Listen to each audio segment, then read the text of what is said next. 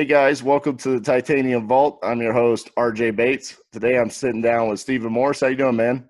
Good, man. Really good. Yeah, I appreciate you taking the time to sit down with us today. I say that to sit down and take the time, but we all have a little bit extra time on our hands right now. Yeah, yeah. So for the people that don't know who you are, give a brief introduction of what it is that you do in real estate. Sure. I was a college athlete and basically went to school to play a sport and get a degree. And then right after, shifted to focusing on education a little more. I went back to school. I had a business degree in undergrad, went back to school and got an MBA in finance. I had a couple cousins that had been out of school for 3-4 years that had been flipping houses. So I came out of school with that little a small advantage where I could just ask people questions or Right. walk the properties and stuff like that. And I think my first private money loan was like 80 grand and transitioned into flipping some of my own stuff and buying some of my own stuff. And that, I'm sure we'll get into that, but when you're helping other people make money, I mean, there's a lot to learn, but you do see your checks compared to theirs, and then wonder if Right. can I do this too, sort of a thing. And it was just that transition, helping people lease their stuff, helping people flip their stuff, helping people buy and hold their stuff. And you talk to a lot of people in this game. It's almost like learn, implement, learn, implement. So wanted to get paid more, wanted to see some of the checks they were seeing. So I just figured, hey, these guys aren't that much smarter than me. So started doing it myself and ran that up to a bunch of, we were flipping a lot, then we were wholesaling a lot. And we went from wholesaling to, I started a consulting company, Bulletproof Cartel. We got like 70 local investors that, pay a monthly fee that we do a lot of lending to, deal flow to. That's running. Went into the apartment game, bought some apartment buildings with other people because I didn't really know what I was doing or have the capital at that point to do that.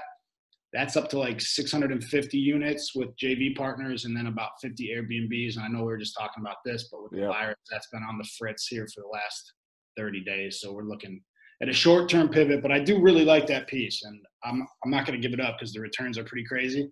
Yep. So we're just trying to weather the storm and see what's going on right now. So that's kind of the whole story.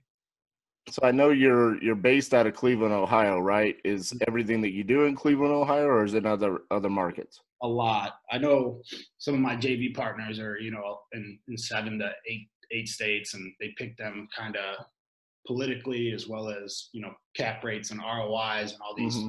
real estate terms as well. But we got to be like 90% Cleveland. So most Gotcha. stuff within like an hour. We have some stuff that's like an hour and a half.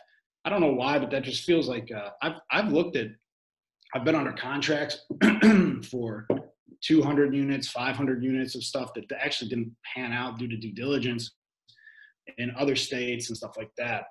But that 1 hour drive for whoever the property manager, it just seems to be this like weird point where you can really keep honest tabs on it. Yep. If you're not going to be that close, I still think it's very possible. And I would do those deals that I was talking about that didn't shake out in the past. I would do them again. I just know a little more. I'm a little more savvy now. So I would deal structure and JV partner, I guess more efficiently, or take less of the deal. So I had less, because it's just impossible. I know one of them was in Shreveport, Louisiana, and I think Yep. we were going to end up being the majority owners on it. Kind of young and dumb back then, just thinking I could grit it out, and that probably would have blown up. So sometimes Right. blessing in disguise that something doesn't shake out when you're just starting to get the hang of it. So let's talk about these JV deals that you have in the multifamily side. We'll get to Airbnb later on. On the multifamily, you say you're JVing with people. Are you mainly the operator, or are you ever passive on some of these deals? I'm as passive as possible. I don't know if a lot of the listeners have followed me on Instagram or Facebook, but I like to travel. I like to golf, and I have a finance background. So when I operate, like, I don't have any construction background, so it gets kind of ugly quick. So that's another thing that I would kind of tell people that I learned very, very quickly is the logistic thing. You see a deal, it's a big deal. It's maybe the biggest you ever done. You get excited, you want to do it. You're not thinking, how will this work? You're just thinking, how do I do the deal? Not how do I operate the deal? Mm-hmm. So I kind of went down some roads where I was just trying to buy big stuff that the numbers worked, but I didn't have any systems in place. And like I said, some worked out, some didn't. Luckily, some didn't, because I think it would have really rocked the boat when I didn't know what I was doing. But even locally, and I know we talked about this, but you said you had Timmy on, and he helped me buy my first apartment building ever. Well, it was the first one we bought and held. Me and him would flip some smaller stuff, 8, 12, 20 unit buildings that we didn't want to hold just due to the way the debt's structured. And we bought this one, and I was sitting in his office, and, we know each other's operations pretty well. And, I was like, I brought the deal, I'll sign the loan. He was signing the loan too. And then I wanted to operate at a fairly high level in the day-to-day, especially during the renovations. And, he and me are very close and honest to each other. And he's like, dude, take less of the deal and don't operate. And I was like, this is my deal. I want it structured how I want it structured.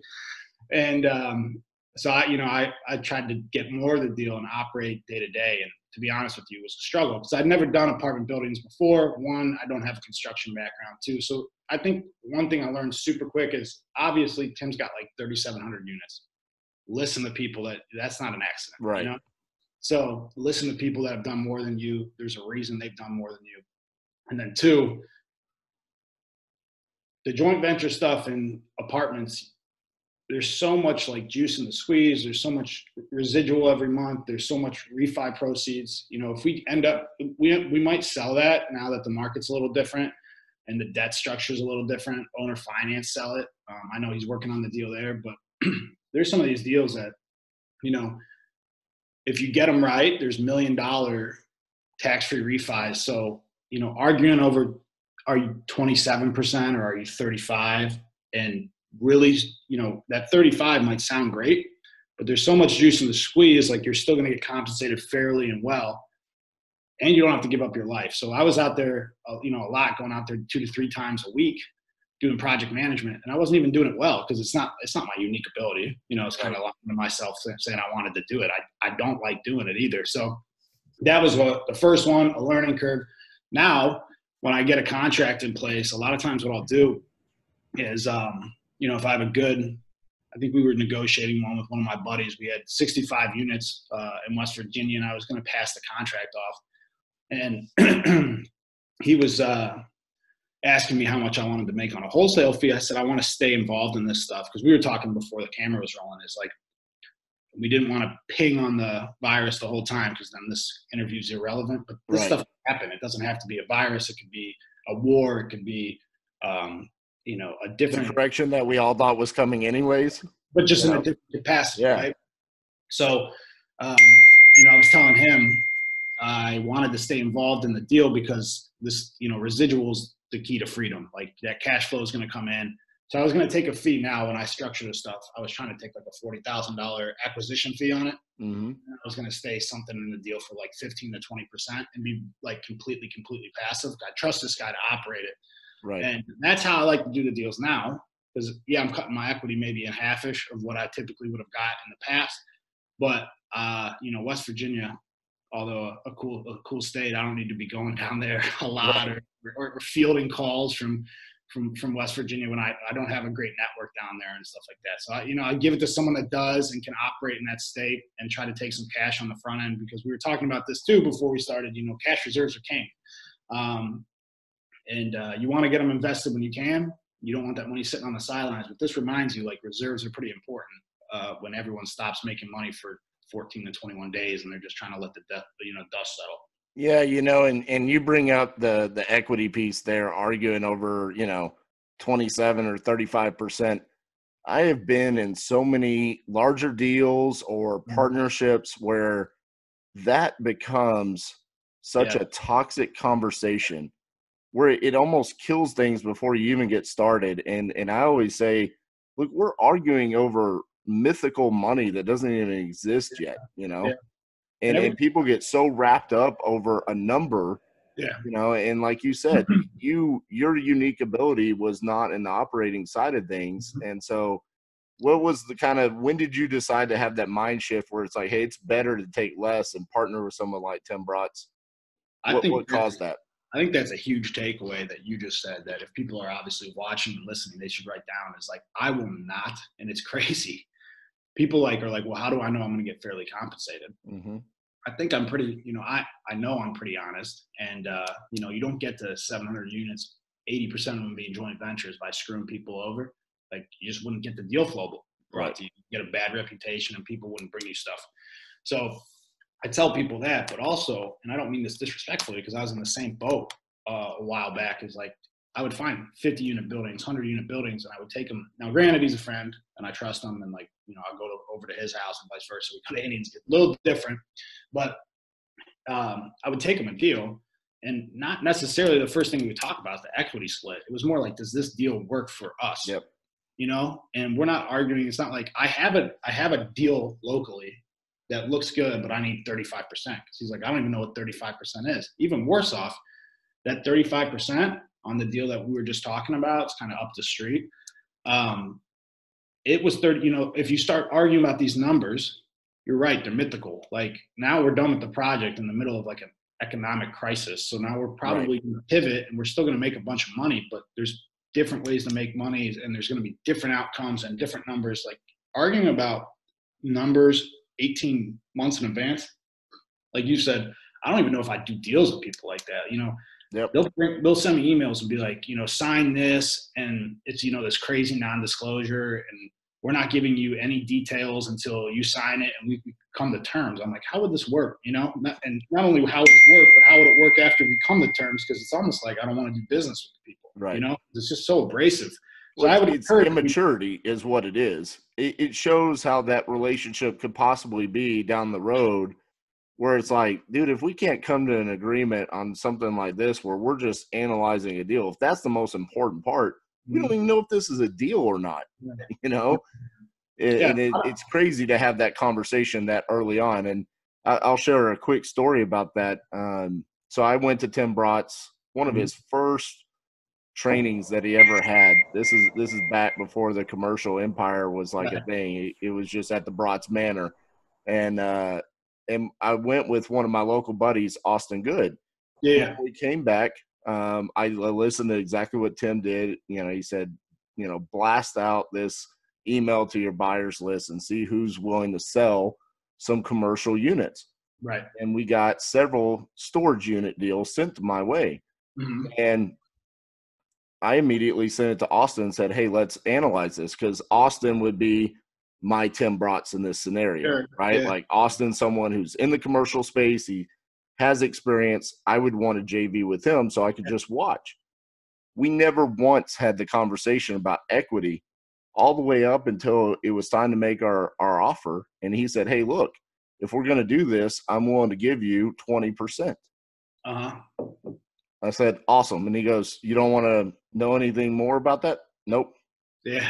It's my deal, but I'm willing to give up 80% of it because, hey, if I kept 100% of this, I'm just going to go lose a bunch of people's money, and I'm going to waste my time. I don't know how to do this. You give yourself headaches, man. I think that's one thing that people don't realize too is like, more money, more problems, like more equity, more headaches. Like, you got to answer the phone. You got to talk about these tenants that, like, I get these emails on some of the stuff I am majority owner on. Mm-hmm. Smaller buildings, like 24 units, some of these buildings that, like, I'm majority 70 units on, and property management, they email you. I don't care what system you have in place, what, hierarchy, and somehow you end up on these things CC'd, or someone can't make a decision, then you get a call, and it's like, awesome. You're going to have to once in a while take down the deal and be the guy, but you can make some pretty cool businesses, or a lot of your portfolio, off of deal finding, deal structuring, networking. And, those checks, they hit a little different when you haven't seen. So, like, for example, that one that I was very involved in, weekly calls, and I'm okay doing that. Like, I'm not scared of work, but weekly calls, early on in the project, 2 to 3 times a week, me or my team going out there, a whole list of problems with the building. Now, we bought it so well, it's still going to make a bunch of money. And we fixed it. So if we have to hold it, or we choose to hold it, these are, brand new roofs, brand new sewer pipes, brand new plumbing. So, like, you're thinking maybe now it's headache free. which is great. So there's positives and negatives, but that check when it comes in will be a little different than the 70 units I got with Josh Steinberger. He's got a construction company. Mm-hmm. I'm awful at construction. You know, he's got this huge construction company. We got a guy in place that does the property management that we inherited from the purchase. I went down there and walked the building like 2 or 3 times and got 27.5% of the deal.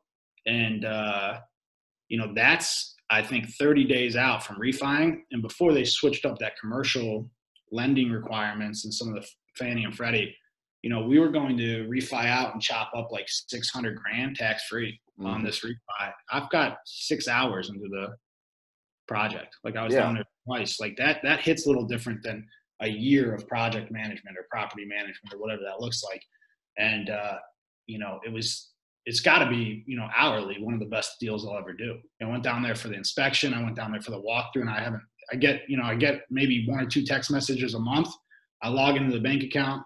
You know, again, one of my good friends, trust them, but trust and verify, log into the bank account, look at 3-4 things, look at a report.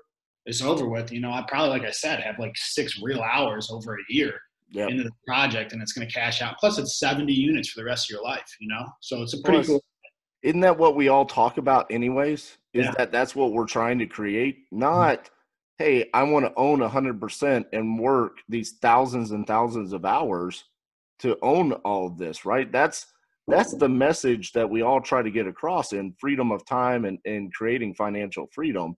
Yeah. Getting to that point where it's like, dude, we're refinancing, we're chopping up $600,000 on something that I've got 6 hours in. That's the dream, right? And so for the people that are listening and they're like, okay, hey, that sounds amazing, but right now I'm a wholesaler or I'm a flipper and I'm doing everything myself.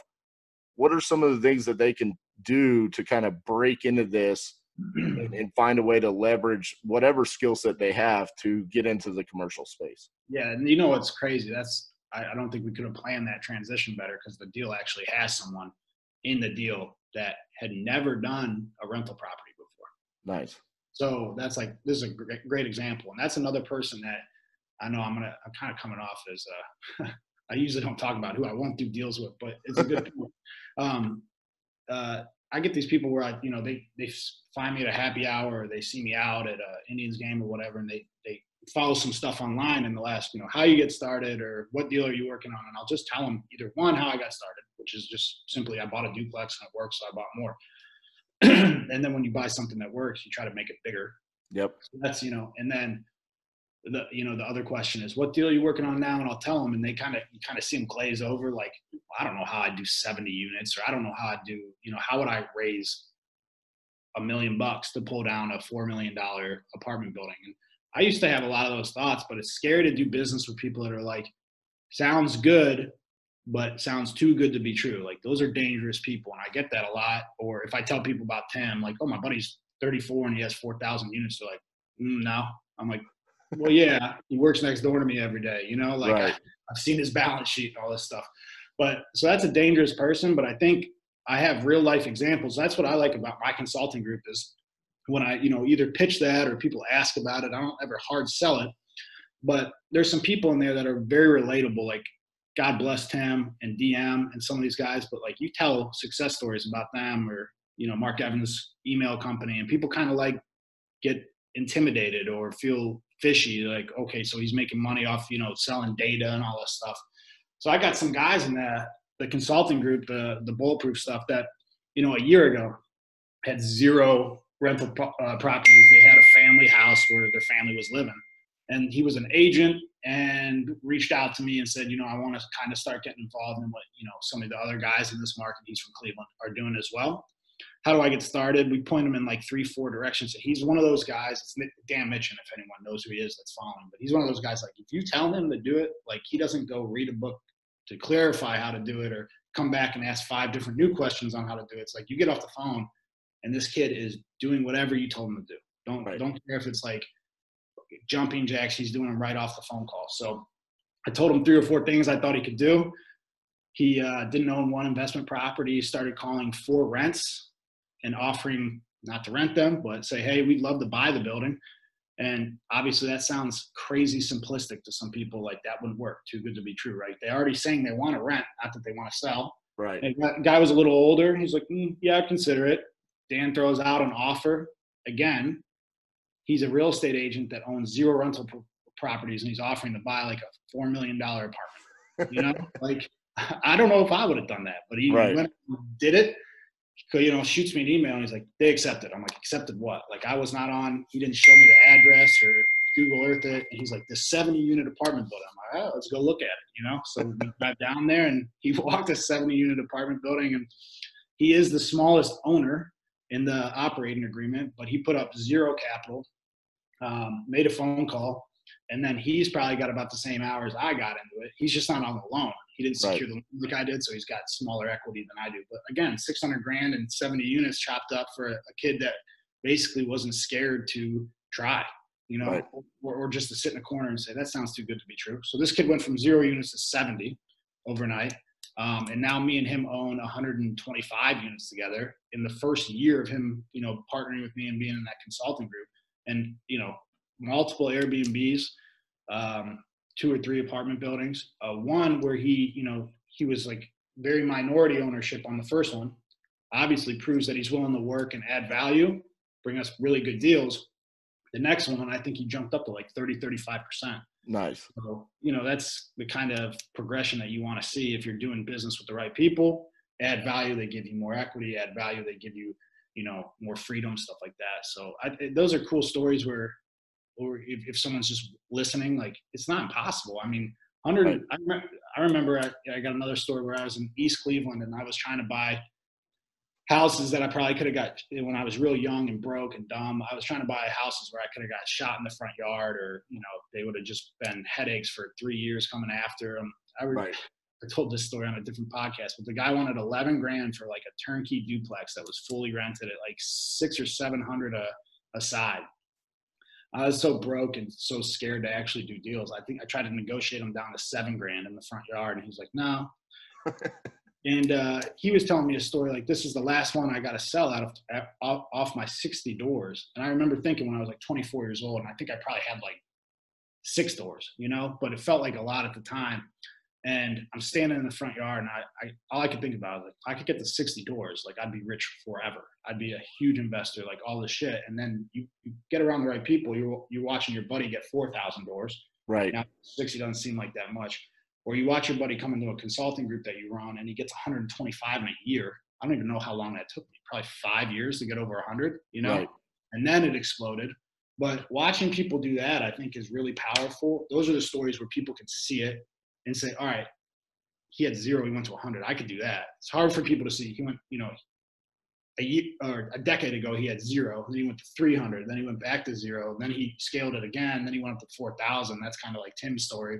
Right. That's overwhelming. It's a decade. They can't wrap their hands around it. They can't figure out how they would get their first 1,000. So I like to tell those stories where it's like someone had a job and replaced their income, or someone had 0 properties and they got to 100, or, you know, there's people that in our group that have done really cool wholesaling, you know, months where they're a firefighter, still are a firefighter, and they did over $200,000 in wholesale fees in 30 days. It's amazing. Yeah. And look, I know we've referenced a couple of people, and they've been previous guests on the podcast. So if you're interested, go back. Tim Bratz was an interview. Incredible story. He shares how, you know, he basically bought his first property using credit cards. Yeah, that's a wild yeah, just awesome. And then Mark Evans, DM, for anyone that's ever listened to Mark talk about anything, he's an incredible mind. One of the most difficult interviews I've ever had to do in my life. This guy is so damn smart. I'm like, I don't know what questions that I can even ask this man. But both incredible interviews. And I appreciate you bringing them up because, hey, they're people that helped you get to where you are today, right? They're your buddies. They're your mentors. And then I think that's important to latch on to people like that. And you've opened up that opportunity for people with, you know, the Bulletproof Cartel and allowing that to create this guy who never owned anything, and now he owns 120 doors. I mean, that's awesome. And look, to your point, it's not about how he went and did it by himself. Right. It was he found a way to add value to you, right? Mm-hmm. Yeah. And then you reciprocated that back to him. And now he's in multifamily and Airbnbs and all these different things with you. And that opportunity is just going to continue to grow for him. So let's transition a little bit from the multifamily, because I know we also want to talk about what you're doing in Airbnb. So Sure. how did those two things correlate together? You know, how are you going out and saying, hey, I'm going to buy this 100-door, multifamily, and then say, okay, now I'm going to transition to, I want to buy this one house that's a vacation rental. How do those two things correlate? Yeah. So it's funny, actually. One, I just turned 31, so I feel like I have somewhat of a, finger on kind of what the young group and young people are spending their money on, or how they value the world, right? Like, a lot of times there's this American dream: you get the house, you get the wife and the car and the dog, and it seems like my generation, or definitely underneath my generation, seem to value that travel piece and that lifestyle piece a little differently than my parents did or their generation did. So, just obviously trying to stay current with what the world is or wants to do. That was definitely something, but I won't act like, again, we were talking about this before we got on, like, the way the market swings and trends swing, I don't think anyone's a real prophet. So it was funny. I was actually at a mastermind. It was Tim's mastermind 2 years ago. And this is another thing people don't talk about, honestly, with multifamily, is like the first year kind of sucks, because these are huge projects that take your whole time. Like I said, I was going out to the project 2-3 times a week, or I was trying to find new deal flow, or if you're going to raise the money for it, like, it can take weeks, a lot of conversations to raise the money and paperwork, because you might be raising $500,000, $1 million, $2 million bucks. Mm-hmm. So these are like time consuming things that for 12 to 18 months might actually not pay you anything unless you're flipping it quickly. That's why we did flip some of the smaller ones. There was actual, payouts in those. These big properties, you can't, legally, you can legally refi them in sooner than 12 months. But a lot of times you need that 12 months to take out excess loan proceeds. They'll just like the cash basis. So I'm sitting at a mastermind with, I forget at the time, it was 2 years ago. So I had multiple hundreds of units, and a lot of them weren't either cash flowing, or we were using the cash flow to continue the renovations on the projects because they're so large. So, I'm sitting around, and you go around a lot of those masterminds, people ask you what your biggest hurdle is, what your biggest opportunity is. And I remember thinking, and I don't usually, mix my words too much. They got to me and I was like, it's going to be awkward to say out loud, but like, for what you see on my PFF, like the personal financial statement, net worth, all that stuff, cool. They get to me, they're like, what's your biggest hurdle? I'm like, I'm broke, like, I don't care what this net worth number is or what you guys hear, how many units I got. Like, I'm cash broke, because all my stuff is 12-month projects, 18-month projects, and it's going to pay out. Some of them were projecting $1 million, $600,000. We already talked about some of that stuff. That's cool, but it's you got to get to the finish line, right? Like, you can't just, this is a pie in the sky for 12, 18 months. So it was a lot of trying to follow the trends, but also like, dude, if you're broke, you'll do some stuff that makes a lot of sense in short-term capital. So these, instead of refining out in 18 months, a lot of these have kicked off 30, 40 grand that was tax-free, the Airbnb side, in 3 or 4 months. So now you got these refis that are hitting basically every month, because we're doing more than one. We're just like a nice chunk to keep the lights on and pay my employees and stuff like that. But more importantly, once you get them up and running, you got a house that would probably rent for $1,200, $1,300, $1,400, renting for like $3,500 a month, because you're getting the daily rents of like $150 a night, stuff like that. Mm-hmm. And Airbnb pays you every four days after someone checks out. So it's not the first of the month, or it's not every 18 months on a commercial refi. It's like constant cash flow. Yep. You sit in a room with a bunch of guys, and like you said, there's some smart, wealthy people in the room. Like, I didn't want to be like, yo, I'm broke. I don't care if it's cash broke or not. Like, I got a lot of pride. And I said it, and a couple people that obviously know my lifestyle, hang out with me multiple weeks, like, bullshit, you're broke. I'm like, dude, I'm telling you, like, I have plenty of assets. I need cash flow. So it was like this weird watching the trends, noticing that young people like to stay in Airbnbs and hotels, and then, a little bit of a survival thing, right? Like, if you can't get cash flow off your other side of your business for a year, then what can you yin and yang with that? So you've got constant, little wires or they distribute your rent 4 days after the person checks out, which I thought that was a good pairing. And I don't think I ever sat down and thought about it. It was like, do I want to pay my bills next month, and how am I going to do that? So I appreciate you saying that though, because I used to say the phrase, I'm the most broke rich man in the world. yeah, Like, feel that. I fill out these personal financial statements, I send them to banks, and it's like, oh man, yeah, it looks amazing. But Yeah. at the end of the day, when it comes time to look at my own personal bank account and things like that, it's like, I don't feel like I'm living the life of what that personal financial statement says. And look, sometimes it's not sexy to say those things on a podcast, right? No, I get that. I wish someone would have told me that before. Like I said, it's funny. You can't fake 4,000 units. You can't fake being in business for 30, 40 years. And I remember walking out of the gym when we had just inked that first deal, and we, like I said, you get all the projections. If you do the right analysis, you know what you're going to make in 12 to 18 Right. months, at least close. Now you got I don't even know what I was, 27, 28-year-old kid walking out the gym with these projections 12 months out, telling my dad about the deal I was doing. And he's like, don't give up, the wholesaling piece. And in my head, I was like, F that, I'm going to give it up. I'm going to own 20,000 units. I'm going to be rich. And, obviously he knew something I didn't, being in business and working for huge companies over, like, cash flow is massively important. Yep. Just like projected, dividends or stuff like that down the road, like cash flow gets you to that finish line where you can cash that big check. So it's got to be a yin and yang thing. Another script that I don't know which one of my mentors say it. I think it's Lee Carney says, so many people go broke making a lot of money, Yep. like they're making money 2 years out, but there's no money to keep the employees there to get to that project or that payday or, that refi or that, business sale, whatever industry, whatever exit strategy they have, you got to get there, right? It can't just be on paper, because There's a reason why people say you need multiple streams of revenue. Yeah. I mean, and this is the reason why. I mean, you're sitting here and you're talking about when you're breaking in 12 to 18 months, you're not seeing basically any cash flow, any money at all. A lot of them have sunk expenses, right? So, like, again, on paper, you borrow X from the bank to buy it. You raise the down payment. You borrow the cap expenses, and then, I mean, you are buying value add buildings a lot of times, especially in the market that we're in. So they're mismanaged. They're, I'm not saying the owners hid stuff from us, but you start opening some walls, and these owners aren't selling pristine buildings. Right. So they sell them. You start opening walls that haven't been opened in 30, 40 years.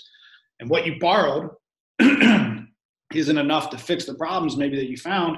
It doesn't always sound like a ton, but like on this 24 unit building, I got like 40 grand of my own money. I think my partner has 100 G's of his money in it. We were out of pocket 30, 40, 50 grand on a 30 unit building the other day.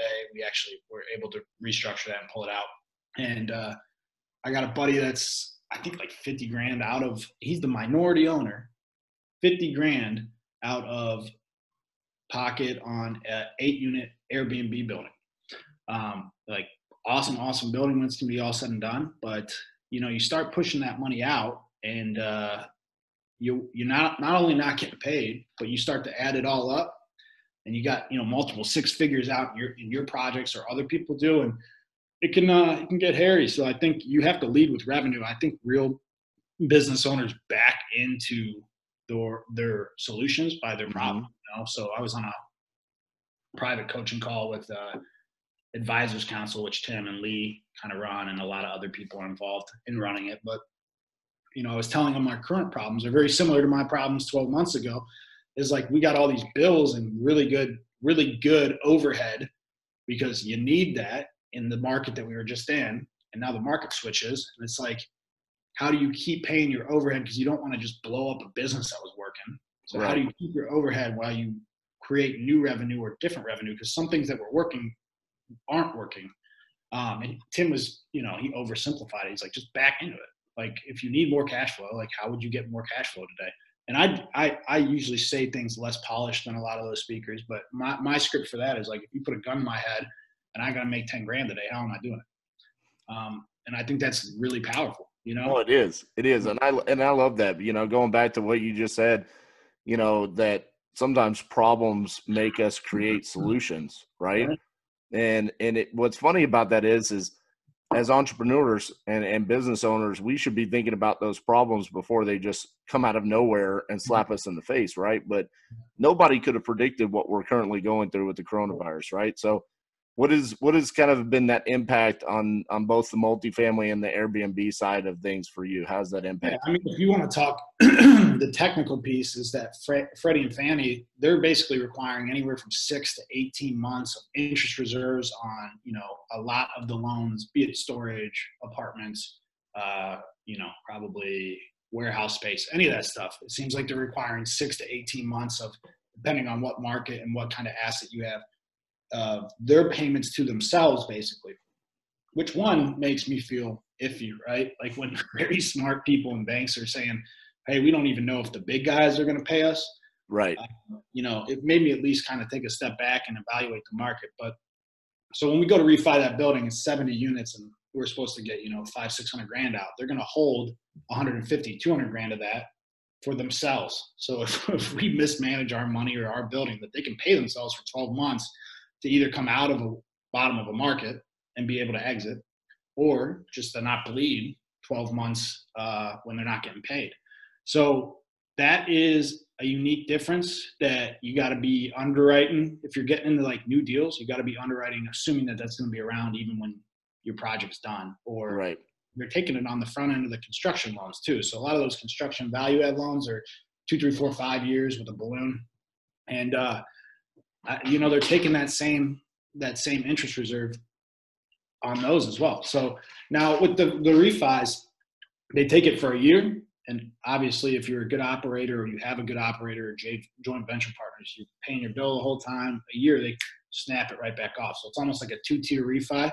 Yep. Well, you just got to be aware of what changed as far as It's Airbnb. actually not too terrible of a bad thing, because if you think about it, like you said, if you're a good operator and you're going to pay your bills in 12 months, you're going to get another pop. Another pop. And again, if you follow me on Instagram or Facebook or Snapchat or whatever, like you give me a bunch of money that I don't need, like I'll find it and lose it. So I think it's like a 2-tier. It's like a safety net for people. So no, but usually I'm pretty good at getting my money back working. I just like with the travel and stuff. It's like, I always tell my mom, like, I like having my bank account. I think it got cut in half over the last 21 days, like my operations account, because we paid all our bills and like we don't have the Airbnb coming in, and we are pivoting, but it doesn't happen overnight. You got to, some people aren't working, so now you're down man hours. Right. So, what are some of the pivots that you're making with Airbnb? Yeah. So Airbnb just gets its teeth kicked in that no one Right. can handle, and or they don't trust that they're getting cleaned properly and all this kind of stuff. So, I read a couple things that if you're going to continue to operate as Airbnb, units throughout this little virus or crisis or whatever, that you want to change just some of the wording, like secluded, cleaned, professionally clean, like some stuff that we used to not, it's almost like so unsexy that I would never put it in like the search bar, the words that mattered before this are like walkable to, West 25th, or like that's a popular street in Cleveland. Right. Walkable to West 6th, like these places where people know, like maybe the Brown Stadium's there, all the bars are there. I want to be able to walk there. Downtown views, all this stuff that used to be cool and sexy, now it's like, sparkling clean, disinfected, like all this shit. Like, it's like marketing 101, but the other side of it. Right. So that was not close to anybody. Yeah, you will have no neighbors, no fun. You can be safe. But it was that was a little change. I don't even think we did that much of that, because I think this is going to get, and I don't want to go down this weird virus ramp, but this is going to get a little worse before it gets a lot better. Right. And I think what we're doing with the pivot is, which makes more sense, instead of just like bleeding this, we are still getting Airbnb requests and stuff, but it's like, we're going from 20 out of the 30 nights being booked to 6. It's a real hit. So, we just reached out to some hospitals and stuff like that. We buy a lot around the hospitals because they're huge in Cleveland. Buy a lot around the stadiums and the bars, which those are obviously taking big hits. Trying to get traveling nurses into the 1 to 3 month leases when they're going to be helping out at the big hospitals, or businessmen. Or here's another thing, people that are exposed to this stuff, essential workers, that if they have some disposable income, if there's like a dad that's working in a hospital and he's a doctor, a lot of times they don't want to go home to their kids. And that's a sad world that we live in. If they're going to grab a Airbnb for 2 months right around the clinic and be very due diligent on when and how they see their kids so they don't get sick or they don't get them sick if they're coming in and out of essential or high risk areas. We've been reaching out to people and just trying to fulfill that need. And what we're trying to do there, because all our houses are furnished and whatnot, is, whatever market rent is, we use rentometer.com to kind of try to find that out really quickly. If it's, give me a round number, $1,000 a month for a little 3-bedroom unfurnished. When we got a 3-bedroom over there furnished, we usually charge like $1,500. We're trying to get like 1.5x. We'll get that for 3 months. And then I think the cool thing is we are very, very aware of being able to go back there. So I was on a live or a podcast and someone asked, I think it was live because there's live questions coming in. It's like, have you considered, whatever, Section 8 or going back to 1 to 2 year leases, stuff like that? Right. Absolutely not, because the returns are so good in Airbnb that I want that ability to pop right back in. Not only because the returns are good when normal travel's happening, but I think people are going to blow money when this thing is done. I think like Sanity's taking a hit, and like, Wanderlust, that's like huge for me. So the day they lift this travel ban, I don't know if I'll be back in Ohio for 90 days. So I'm hoping that everyone else feels the same way. And I want those like 1, 2, 3 month leases to have a lot of flexibility. So when one gets the green light to go travel and have fun and spend money again, that we're at the forefronts of, as hard as we probably got hit that the 2-3 months that people didn't travel, I think those 2-3 months right after are going to see like almost no vacancy. So I want the flexibility there to take advantage of something. Yeah, it's weird because everybody talks about how this is going to hit our economy and are we headed for a recession and things like that. But it's like, think about how many people are in unemployment right now, right? Well, when the lights get turned back on, these companies are going to have to hire people back. Fast. Yeah, exactly. We were talking about before the camera started recording, we were just talking about like very similar numbers to the 08, but a different reason it happened. Yes. Different speed that it happened. So the speed that it happened at, like you said, I think these companies are going to have to rebound just as fast, because it's not like, we're in the same kind of actual economic restraints that we were in 08. Like there's going to be a lot of people that do have money that want to get out of the house and start spending quick, So I mean, I'm looking at everything. I mean, I'm talking about, take it to like something that you and I both enjoy. We both love sports, right? I mean, how are the NBA and NHL going to respond to this? And Major League Baseball, right? When they turn the lights back on, it's going to be just, hey, rapid fire. We got to get these seasons over with, redo the schedules. The arenas are going to be open. If this all turns out to be, something that can be contained and we go back to normal life, but travel is going to pick right back up, I think. And I think sporting events, like those ticket prices are going to be 3x. Like I've been scrolling, my gallery on my iPhone of like all these games I went to and planes I was on and cool areas I saw. And I'm just sitting in the house. Like I can't wait. And I'm hoping, for a lot of reasons. Economic boost, morale. I just think that like people are, at the finest stage kind of animalistic, and you put people in 4 walls too long, I think it messes with a lot more than the economy. So I'm excited to take advantage of that in the Airbnb field, but also enjoy, being a little more reflective on my own personal life. Like I was doing some things that, especially in my late 20s and now my early 30s, that a lot of people don't get to do, and kind of being an asshole about it, because that was life to me. And now I kind of realize that you can be a little more respectful of not only having the opportunity to do it, but like putting yourself in a position to continue to do that. Like you felt like at this market with 2 or 3 good business models, like how would I ever get hurt? You know, We I all don't. felt like Superman, right? Yeah, I mean, a rising tide floats all boats, and Right. there's some things now that I realize that I can still do financially, but no one will let me do it logistically. But if I don't continue to do the right logistical stuff in my business, there might be a time and day that I'm not able to travel, that I'm not able to pay, you know, for my parents to fly somewhere to see me when I'm speaking, Hmm. whatever that looks like. And Look, that you and I both are big on having mentors and being a part of masterminds. You've talked about multiple masterminds that you've either attended or you're a part of. Mhm. And one of the questions I've always asked was, okay, you survived '08. What do you think is going to happen in the time being? Well, here's the reality.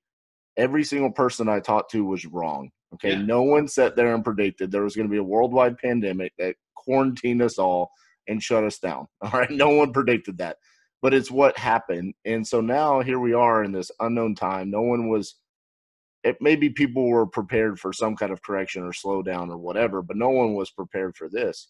yeah, And at this point in time, yeah, I think, look, we're both younger guys. I'm getting a little bit less younger as every day that goes by, but yeah, I hear you sit there and you're grateful for the opportunities that we've had to be able to do this, that we're going to be able to come out the other side of this better for it. yeah. And I think everybody agrees that when we do come out the other side of this, that our economy is going to rise very quickly from this. Yeah, So, I think it will, and I think that's just good for everyone. You know, I mhm. was in there's a brewery right up the street. I can't. It's like I was, you know, I go up there 2, 3 times a week when it's open, and they're still doing takeout. And grab some food and like this big growler of beer, and tried to give the guy the biggest tip I could. And like, just because like as much as like, you know, my business is getting hit, like you're watching a bartender fill up a growler for you with no one else in the bar. It's like this Right. weird zombie movie where it's like an apocalypse, just you and the bartender. There are the only two people left. And I give him, you know, as much as I could. Um, and he looked at me and obviously was completely grateful, but you just feel grateful that, you know, my industry is not booming, but it's not shut down. Right. And I have the ability to create my own jobs and my own paychecks, which, you know, that guy's at the mercy of the government right now, or when they Absolutely. the CDC. And I understand they're doing what they think is right, but like, man, it's tough to see other people struggle like that. So I'm Hey, excited. look, at the end of the day, I've been able to sell properties in like 5 different states since this started. I mean, Yeah, we're at blessed to be able to operate still. You know, there's a at lot of people at that full price. I mean, yeah. it's not even like I'm selling them on discounts. So Mhm. not really a whole lot has changed in that regard for our companies yet. And I see a lot of people kind of hitting the panic button, and I'm right there with you, man. I'm grateful that we're able to do what we're doing because, like you said, man, there's people out there that are just at the mercy of this. There's nothing that they can do to support their families or know, themselves. I know we're probably somewhat close to wrapping up, but I Yep. think a couple things is like the residual is, and you know, you're guilty of this sometimes. Like, you know, I always say like businesses are kind of like a plant. Sometimes it's overwatered, sometimes it's underwatered, sometimes it's got to be moved into the sun. And you know, I love the residual side and the lifestyle freedom side, but you know, I definitely either for good or bad reasons, I need the cash because, you know, my plant needs some water, or I'm just greedy and want to go on a vacation and spend, you know, I'll take that wholesale check or whatever that looks like. And, you know, that residual piece is what I think gets people in and out of this stuff. And also speaking on another big reason to do real estate or become your own boss or invest in yourself is like, even if they shut down real estate, like you can't be out showing, selling houses. Hmm. We're not going to process title and or, you know, deeds or whatever that looks like, which they never would. So that's a Right. good thing. But two, if they did, you know, I could virtual wholesale, or I could get involved in some deal flow, or I could work some, you know, I could scale my consulting piece, you know. So I feel blessed that, you know, and I feel very bad and try to do as much as I can for the local, you know, economy. Is like I don't wear that many hats, but my hair looks like shit because no one can cut hair. Or you know, Right. I try to tip well when I'm out, but I'm trying to tip better when I'm out grabbing food now because they've been told they can't work. And I think that'll make you, you know, these guys that are entrepreneurs or investors or whatever, that's hopefully making people go harder when it opens up again, because like you want to be in a position where no one can shut you down. No one can, even if they do shut you down, that your residual is so strong that it doesn't affect you like maybe it affects other people. And again, you know, with how great everything was, I think sometimes you take advantage of like, you know, you're kind of setting your own hours and your own paychecks and stuff like that. I think it's made me more grateful, you know, that when this goes back to normal, that I need to structure some stuff and, you know, basically just not take it for granted as much too. So definitely reflectful, you know, it's Do cool. you know how busy barbershops are going to be when this is all over with? Yeah. I'm thinking about, I've had the same haircut, same style for like 3-4 years, probably longer. And I'm thinking like, by the time this is done, I might have to switch it up. It's gonna be so long that it might be a good time to transition. Like I got different options now, but I've had hats on for like 5-6 days, so it's I'm not even a hat guy. So. Oh man. So yeah, I'm pretty bald, and my kid came up to me yesterday and he goes, "Dad, are you trying to grow hair?" I'm like, "No, it's just there's It's nothing I can do about it, man."